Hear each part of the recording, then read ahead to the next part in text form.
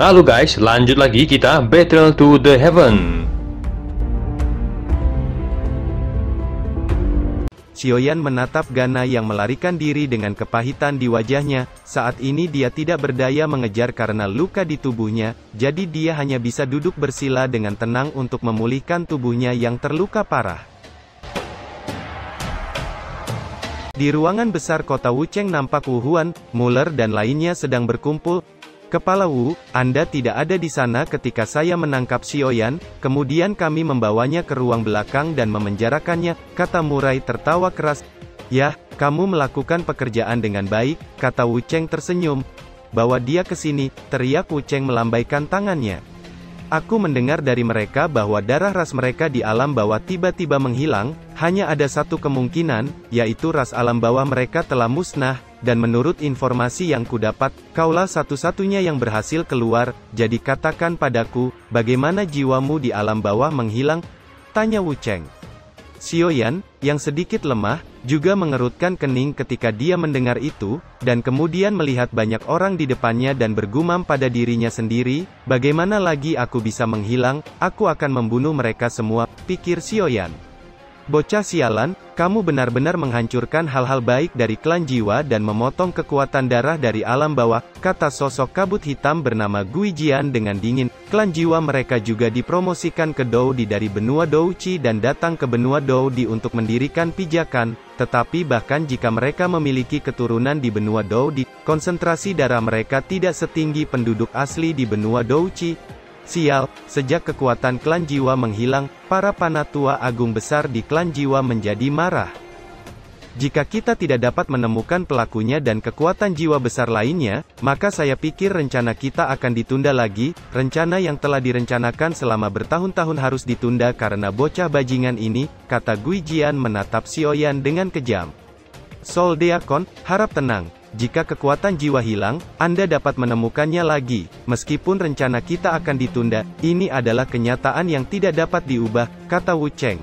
Aku hanya penasaran, menurut Soldeken, sudah tidak mungkin alam bawahmu dipromosikan menjadi Doudi, bagaimana bisa bocah ini di depanmu, kata Gui Jian. Xiaoyan, yang diikat oleh rantai, menemukan bahwa rantai gelap di tubuhnya tampaknya terus-menerus mengikis Douchi di tubuhnya. Sepertinya mulutmu sangat keras, tetapi tidak masalah jika kamu tidak mengatakannya, selama kamu mati, maka semuanya akan mudah dibicarakan, kata Mueller juga sangat kejam menatap Xiaoyan. Katakan, di mana buah bulan sabit itu? Tanya Gui Jian menatap Xiaoyan dengan dingin. Bagaimanapun, ini adalah sesuatu yang sama pentingnya dengan obat warisan, dan mungkin akan bergantung pada buah ini untuk berurusan dengan peri bulan di masa depan. Aku sudah memakannya, kata Xiaoyan menyeringai. Bocah sialan, teriak Gui Jian dengan marah, hilangnya ras alam bawah mereka dan kekuatan kepercayaan, sudah membuat petinggi di klan sudah marah. Dan kali ini obat warisan belum diperoleh, dia bisa membayangkan ketika dia kembali ke klan kali ini nasibnya akan sangat buruk. Kenapa kamu bicara omong kosong dengannya? Bunuh saja dia langsung, dan serap jiwanya, karena buah hijau bulan sabit telah dimakan olehnya, itu sama dengan darahnya, teriak Wu Huan dengan sinis. Lagi pula, ketika saya pergi ke kedalaman pegunungan, saya hanya ingin membunuhnya dan mendapatkan apa yang disebut keberuntungan besar, namun tak diduga saya tidak hanya gagal, tetapi sebaliknya terluka parah, kata Wu Huan dengan marah. Kejutan melintas di mata Xiaoyan, dia juga dengan cepat menghitung dalam hatinya, dengan cara ini, seharusnya ada kesepakatan antara klan Solomon, Wu Cheng, dan klan jiwa. Sudah lama aku tidak melihat bocah yang begitu berani, aku bisa merasakan keanehan api di tubuhmu, setelah kamu mati, kami akan menertawakan semuanya, baiklah mari kita beresin dia sesegera mungkin, kalau tidak akan sulit bagi kita untuk menghadapinya, kata Gui Jian. Wu Huan, Muller dan lainnya segera mengangguk saat mendengar itu.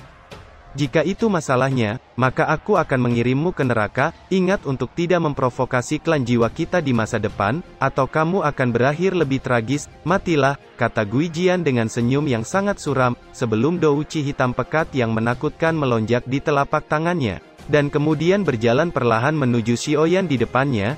Kalau begitu mari kita mati bersama, kata Xiaoyan tersenyum aneh. Sebelum kemudian belasan api lotus muncul menyebabkan ruangan nampak berfluktuasi. Brengsek, bocah ini akan meledakkan dirinya sendiri. Teriak Gui Jian terkejut saat merasakan gelombang kematian muncul di hatinya. Ini buruk, kata Wu Cheng sebelum Douci yang kuat melonjak keluar dan menyapu ke arah Xiaoyan, mencoba melawan kekuatan api yang menakutkan. Di saat yang sama Douci hitam juga bergegas menuju Xiaoyan. Senyum dingin muncul di wajah Xiaoyan saat melihat itu. Douci di tubuhnya melonjak dengan liar sebelum akhirnya meledak. Puluhan biji teratai api yang dipadatkan dan ditempatkan di tubuh Xiaoyan sebelumnya, meskipun kekuatannya tidak sekuat api lotus penghancur yang menyerang unicorn Gana sebelumnya, namun kekuatannya tidak bisa diremehkan. Murai tiba-tiba melihat jejak di tubuh Xiaoyan saat kejutan muncul di wajahnya. Itu avatar jiwa, bagaimana mungkin? Seru Murai saat melihat Xiaoyan di depannya bukanlah Xiaoyan yang asli, melainkan hanya tiruan dari kekuatan jiwa. Sebelum mereka bertiga bisa bernapas lega, ketakutan muncul di hati mereka ketika melihat di tempat Xiaoyan meledak, ada belasan api lotus muncul di depan mereka, dan kemudian mereka merasa bahwa ruangan sedikit bergetar sebelum akhirnya api lotus yang menakutkan meledak satu demi satu, menyebabkan ledakan api yang membumbung terdengar hingga jarak yang jauh dari kota Wu Cheng. Xiaoyan di pegunungan binatang buas juga melihat ledakan setinggi langit di kejauhan di mana Wu Cheng berada. Sudut mulutnya juga tersenyum dingin. Xiaoyan menyeka darah dari sudut mulutnya, karena klon jiwanya meledak, menyebabkan kerusakan tertentu pada jiwanya. Yueru dan lainnya juga datang ke tempat arah ledakan, di mana pegunungan Beast Mountain meledak. Namun mereka tidak menemukan jejak Xiaoyan, mereka tidak punya pilihan selain menatap sinar api yang melambung di kota Wu Cheng. Xiaoyan, ini benar-benar memberi Wu Cheng hadiah yang bagus, kata panatua ketiga Yubao yang juga melihat api besar di kejauhan. Anak ini benar-benar memiliki tangan yang kejam, kata Baisu di Asosiasi Alkemis juga melihat energi api yang membumbung ke langit sambil tersenyum. Anak ini benar-benar berani, kata Bai Ruo di samping. Tidak apa-apa, bagaimanapun juga tindakan klan Wu Cheng ini terlalu sombong, sekarang mereka merasakannya, kata Baisu tersenyum sambil mengusap janggutnya. Tapi Xiaoyan ini telah menyebabkan masalah besar, ini sudah menjadi situasi hidup dan mati dengan Wu Cheng, kata Bai Ruo tampaknya ragu sejenak.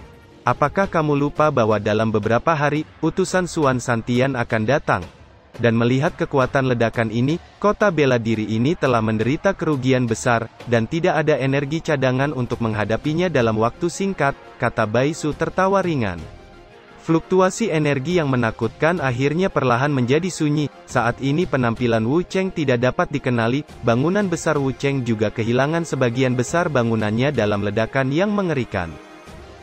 Murai juga terluka, bahkan salah satu lengan Mueller juga meleleh oleh api. Sementara itu di atas langit, Gui Jian menatap dengan kejam ke kejauhan. Bajingan kecil, balas dendam ini harus dibayar, teriak Gui Jian melihat ledakan di Wu Cheng perlahan mereda.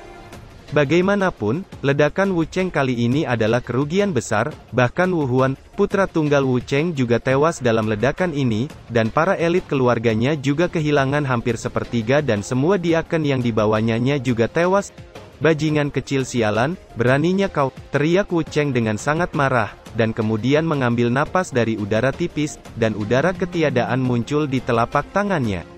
Napas yang lemah adalah jejak jiwa Wu Huan yang sangat lemah dan dapat padam kapan saja. Tuan Wu Cheng tolong tenang, situasi Wu Huan bukan tanpa obat, kami dapat menggunakan kekuatan jiwa dari banyak orang kuat untuk menyembuhkan Wu Huan, kata Gui Jian. Apakah itu benar? Kata Wu Cheng terkejut. Meskipun dia tidak tahu apa yang dipikirkan klan jiwa, mereka pernah bekerja sama dengan klan jiwa sebelumnya. Jangan khawatir, klan jiwa kami yang bermartabat tidak perlu berbohong padamu, kata Gui Jian.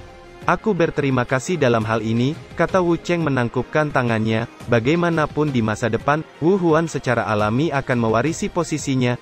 Tidak perlu mengatakan itu, Tuan Wu hanya perlu mengumpulkan cukup banyak jiwa, dan memberikannya padaku, kata Gui Jian tersenyum. Di dalam gua yang sunyi nampak Xiaoyan sedang duduk bersila. Perpaduan dari 22 api surgawi telah menghabiskan banyak dusinya. Xiaoyan, lotus pemusnahan yang kamu gabungkan sebelumnya terlalu menakutkan, jika bukan karena kekuatan jiwamu telah maju ke ranah kaisar, kuda sialan itu tidak akan terluka parah, kata Jinlong. Xiaoyan hanya tersenyum saat mendengar itu. Wanita itu sebelumnya terasa akrab, tapi aku tidak ingat pernah bertemu dengannya, gumam Xiaoyan. Satu hal yang pasti, unicorn adalah mitra keluarga malaikat, dan wanita itu juga seharusnya klan malaikat, apalagi unicorn itu memiliki 3 sayap, dan statusnya dalam klan tidak rendah, kata Jinlong. Dalam hal ini, kamu tidak perlu terlalu khawatir tentang King Yuan, sepertinya dia tidak akan lebih lemah darimu di masa depan, kata Jinlong. Kejutan melintas di mata Xiaoyan, meskipun dia samar-samar menebak bahwa wanita Xingyi itu ada hubungannya dengan King Yuan, dia tidak berpikir bahwa mereka benar-benar sama dalam kekuatan. Kamu tidak tahu, ada banyak keluarga malaikat, dengan 1 sayap hingga dewa dengan 12 sayap. Malaikat dengan sayap hijau bertanggung jawab untuk menjaga, malaikat dengan sayap merah bertanggung jawab atas penegakan hukum, dan malaikat dengan sayap putih adalah kelompok memiliki penyembuhan yang kuat, jadi mereka tidak pandai bertarung, kata Jinlong. Bagaimana dengan sayap ungu King Yuan? Tanya Xiaoyan. Malaikat dengan sayap ungu, itu adalah darah paling langka yang mengalir, dan dia tahu sihir kebangkitan yang sebenarnya bahkan ketika dia memiliki kekuatan untuk menyembuhkan, dunia manusia umumnya disebut malaikat agung atau utusan dewa, kata Jinlong. Ketika Xiaoyan mendengarnya, itu terdengar seperti guntur di dalam hatinya. Jadi, King Yuan sebenarnya utusan dewa, gumam Xiaoyan.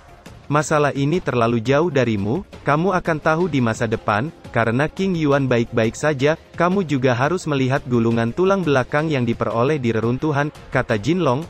Xiaoyan perlahan mengangguk, 2 gulungan yang diperolehnya dari reruntuhan, salah satunya adalah gulungan keterampilan bertarung yang diperoleh dengan mengalahkan penjaga, dan yang lainnya dirobek dari kerangka pemilik reruntuhan.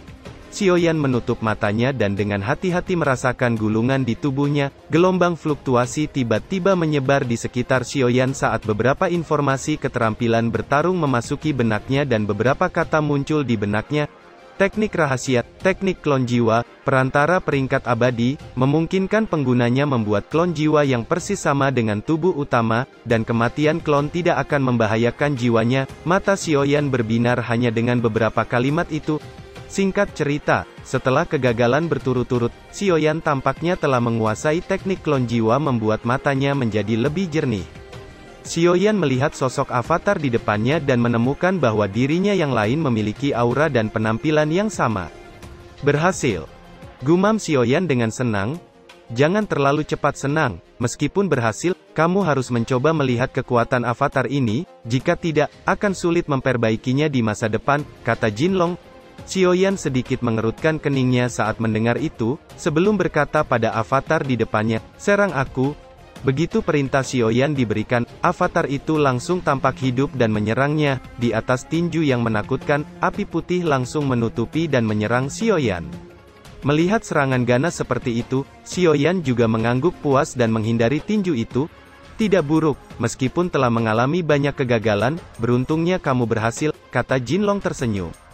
Xiaoyan juga mengangguk puas, sebelum bergumam pada dirinya sendiri, bagaimana aku bisa menyimpannya kembali, pikir Xiaoyan, lalu dia mencobanya, tapi avatar ini tidak bisa dimasukkan ke dalam cincin penyimpanannya. Kemudian pikirannya bergerak, dan avatar Xiaoyan meredup di depannya dan segera menghilang menjadi aliran cahaya. Kemana perginya, pikir Xiaoyan terkejut dan kemudian dengan hati-hati merasakan kemana klon jiwanya pergi. Setelah merasakannya dengan hati-hati, Xiaoyan menemukan bahwa cloning jiwanya yang baru saja dia kembangkan terbaring diam di alam jiwanya. Keluar, mengikuti perintah Xiaoyan, avatarnya langsung muncul di depannya. Ini, seru Xiaoyan terkejut. Dia belum pernah mendengar bahwa alam jiwa dapat menampung jiwa. Alam jiwa selalu menjadi bagian manusia yang paling rentan, dan ini tidak dapat mentolerir kerugian apapun, kata Jinlong. Apa kamu tidak tahu, jiwa manusia adalah tempat yang paling rentan. Tetapi setelah mengolah kekuatan jiwa akan berubah. Alam jiwa dapat menampung beberapa jiwa lain selain kekuatan jiwanya sendiri, kecuali tuan rumah mengizinkannya, jiwa lain tidak dapat hidup di dalamnya, kata Jinlong. Xiaoyan terkejut mendengarnya. Sesaat kemudian sebuah gulungan kuning muncul di tangannya.